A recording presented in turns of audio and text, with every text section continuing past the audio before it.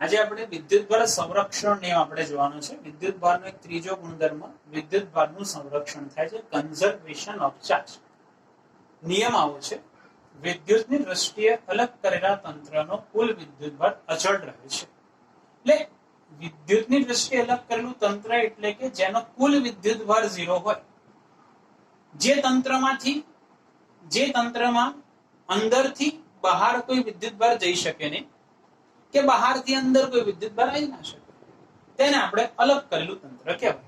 અને એવા તંત્રમાં કુલ વિદ્યુતભાર અચળ જ રહે છે. એટલે પ્રક્રિયા થાય એના પહેલાનો જેટલો વિદ્યુતભાર હોય એટલો જ પ્રક્રિયા થયા પછી પણ રહેશે. તો જ આપણે એવું કહે કે વિદ્યુતભાર અચળ છે. બરાબર? તો વિદ્યુતની દ્રષ્ટિએ અલગ કરેલા તંત્રનો કુલ વિદ્યુતભાર અચળ હોય છે. બીજો ગુણધર્મ, વિદ્યુતભાર આપણે કદી ઉત્પન્ન કરી શકાય નહીં, તેમજ વિદ્યુતભારનો કદી નાશ કરી શકાતો નથી. તે માત્ર એક પદાર્થમાંથી બીજા પદાર્થમાં ટ્રાન્સફર થઈ શકે છે, જઈ શકે છે.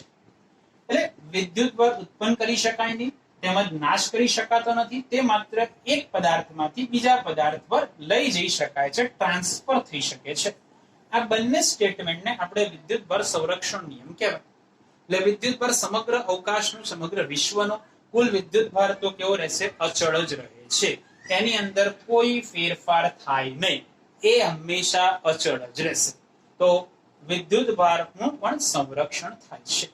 તો આ નિયમને આપણે વિદ્યુતભાર સંરક્ષણ નિયમ કહે છે.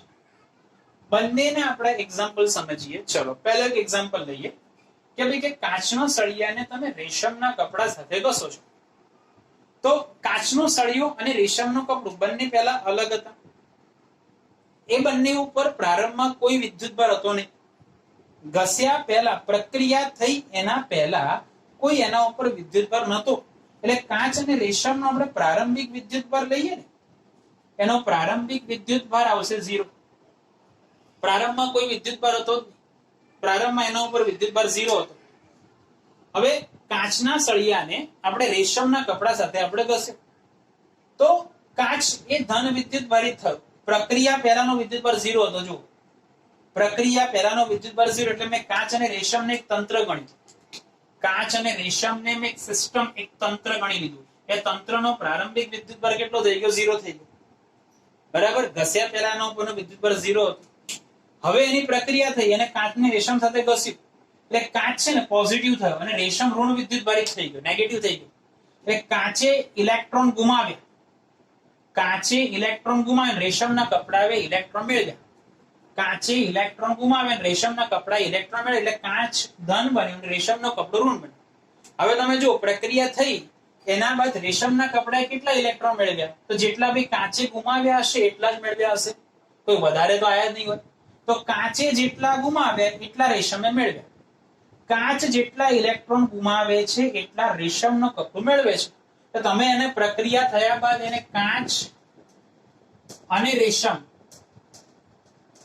એને એક તંત્ર ગણો તો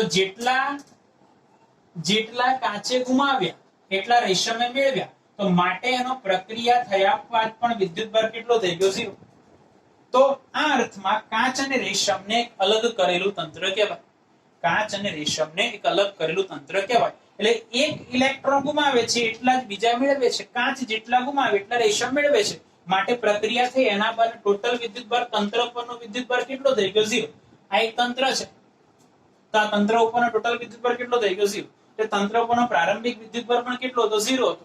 અને પ્રક્રિયા થઈ ત્યારબાદ પણ વિદ્યુતભાર કેટલો થઈ ગયો? 0. એટલે કાચે જેટલા ગુમાવે એટલા રેશમે મેળવ્યા. માટે પરિણામી વિદ્યુતભાર કેટલો થઈ ગયો? 0 કહેવાય. તો આને આપણે એક અલગ કરેલું તંત્ર કહેવાય. અને અલગ કરેલા તંત્રનો કુલ વિદ્યુતભાર અચળ રહે છે. બરાબર? તો એક એક્ઝામ્પલ બી તમે લખી શકો. બીજા એવા 2-3 એક્ઝામ્પલ છે. બીજું એક એક્ઝામ્પલ જુઓ, NaCl, સોડિયમ ક્લોરાઇડ. આ તટસ્થ છે એટલે Q બરાબર એનું 0. હવે પ્રક્રિયા થઈ ગઈ Na+ અને Cl- અને એટલે આયનો છૂટા પડે. પણ છૂટા પડે એટલે Na+ બને, Cl- બને. પણ બંનેને તમે પ્લસ અને માઇનસ કરો એટલે Q બરાબર કેટલો આવે? 0.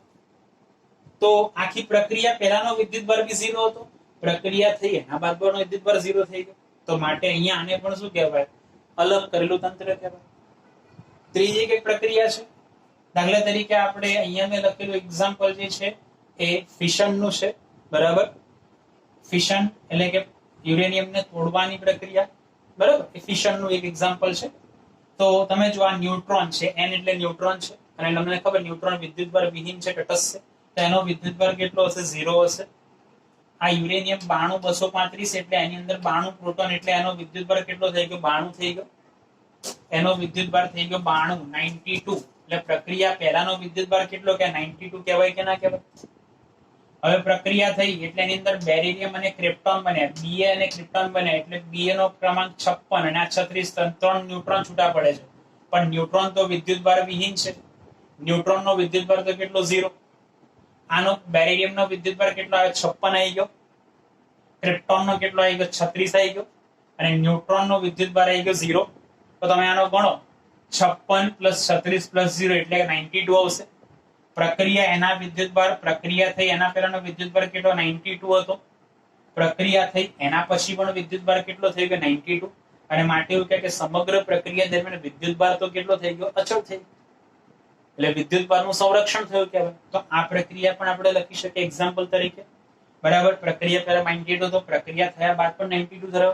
એટલે વિદ્યુતભાર ક્યાં ઉત્પન્ન નથી થયો, ક્યાં નાશ પણ નથી પામ્યો, માત્ર એક પદાર્થમાંથી બીજા પદાર્થમાં જઈ શકે છે. એટલે વિદ્યુતભારનું સંરક્ષણ થયું. એક આ ફોટોન છે, બરાબર. ફોટોન ઉપરનો કુલ વિદ્યુતભાર 0 હોય છે. હવે એ ફોટોન બે ભાગમાં વહેંચાય, એટલે ઇલેક્ટ્રોન અને પોઝિટ્રોનમાં વહેંચાય. પોઝિટ્રોન એટલે ઇલેક્ટ્રોનનો પ્રતિકણ, એટલે નેગેટિવ અને પોઝિટિવ કેટલો? 0 થઈ જશે. એટલે પ્રક્રિયા થયા બાદ બી પ્રક્રિયા બી 0, પ્રક્રિયા થયા બાદ બી 0. એટલે ફોટોન જે છે બે ભાગમાં વહેંચાય. ફોટોનનો પ્રારંભમાં વિદ્યુતભાર 0 હતો, એટલે એનો બે ભાગમાં વહેંચાશે, ઇલેક્ટ્રોન અને પોઝિટ્રોન થશે. એમાં ટોટલ વિદ્યુતભાર માઇનસ અને પ્લસ કેટલો થશે? 0 થશે. તો આ બધા એક્ઝામ્પલ ઉપરથી આપણે એવું કહી શકાય કે વિદ્યુતની દ્રષ્ટિએ અલગ કરેલા તંત્રમાં બે જ પ્રક્રિયાઓ શક્ય છે.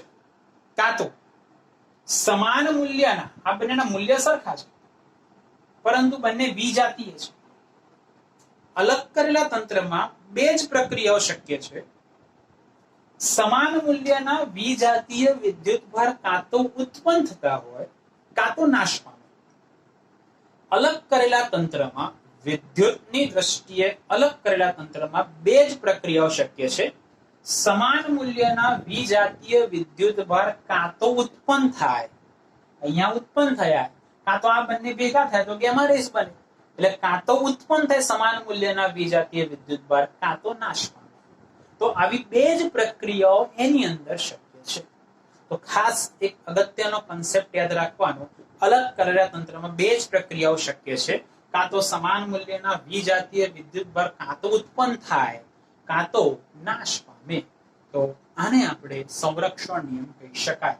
તો આ 4 એક્ઝામ્પલમાંથી તમે ગમે તે એક એક્ઝામ્પલ લખી શકો. એટલે ક્વેશ્ચન આવો પૂછાય, વિદ્યુતભાર સંરક્ષણ નિયમ લખીને ઉદાહરણ સાથે સમજાવો, તો આ બે નિયમ અને કોઈ પણ 4માંથી એક્ઝામ્પલ લખી શકાય. તો આને આપણે સંરક્ષણ